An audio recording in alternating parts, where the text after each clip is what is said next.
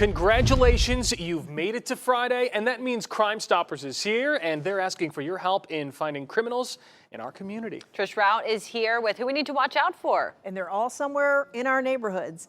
And right now, we're starting off our list this week with a Lehigh Acres man who has spent the last 20 years making irresponsible, illegal, and destructive decisions in our community. A brand new warrant for the arrest of Yohande Avila was issued after he failed to show up for court following an arrest for the possession of a firearm by a convicted felon. Detectives say Avila was staying at a home with a registered sex offender and an underage female. When they arrived to arrest the sex offender on other charges, they told Avila to clear the residence and take his belongings. After noticing that the 36-year-old was acting extremely suspicious and a little bit nervous during questioning, they searched his bag and found an open bottle of booze and a 9mm with 10 rounds in the magazine, which, as a convicted felon, he is not allowed to have. Avila spent a little under 24 hours in jail before being released on the condition of showing up for his next court hearing, for which he bailed on. To date, Avila has 29 previous arrests since age 17 on charges of burglary, drugs, child neglect, fraud, and dealing in stolen property, among other crimes. He's also been sent to prison twice, having just been released less than a year ago. Next up is a repeat offender with a criminal history that dates back to his teenage years. Detectives are now on the hunt for Curtis Christmas after he violated probation last week on a charge of fleeing or eluding law enforcement officers. His current legal problem started when he was driving in Lehigh and smoking a joint and foolishly pulled up right next to an FHP trooper. The officer said the weed scent was so strong that he could overwhelmingly smell it, even with the windows rolled up. Christmas then decided to gun the gas and then drive unsafely slow, ignoring the red and blue lights directing him to pull over. The trooper ended up having to do a pit maneuver to get Christmas's attention, at which point he found himself in handcuffs.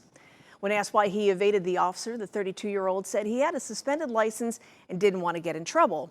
Now, had he not been so high, Christmas just might have realized the lack of logic in that whole decision process. Over the years, Christmas has racked up 13 previous bookings on charges of burglary, weapons offenses, and the sale and delivery of drugs. He is 6'3", 150 pounds, and upon his arrest, he will be held without bond in the Lee County Jail. Also on the run this final Friday of March is a man who was just added to Charlotte County's most wanted list last week. Travis Merrill is facing a slew of charges following a shooting at a Punta Gorda business earlier this month. Detectives say Merrill got into an altercation with the victim at the Pilot gas station on Jones Loop Road, pulled out a gun, and fired into the victim's car. Fortunately, no injuries were reported, but Merrill took off and has been laying low ever since. Merrill has a lengthy rap sheet in DeSoto County, which has ultimately landed him in prison 3 times for roughly a dozen years. He's only been a free man for just over 6 months, and already he's back to his violent ways. Although Merrill's warrant is out of Charlotte County, there's a good chance he's laying low inland, possibly in the Arcadia area. Once he's located by U.S. Marshals, he'll be charged with aggravated assault with a deadly weapon, shooting into an occupied dwelling, discharging a firearm from a moving vehicle, and the possession of a firearm by a convicted felon. And wrapping up this week's list of lawbreakers is a guy who decided that the best place to pick a fight and pull a knife on a former friend was an elementary school student pickup line. A warrant for the arrest of Estinville Merville was issued after he failed to show backup in court following an arrest for aggravated assault with a deadly weapon and first-degree burglary with assault or battery.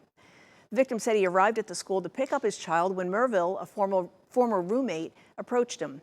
After a brief exchange, the victim told Merville to stay away from him and that he didn't want to get into a fight in front of young children.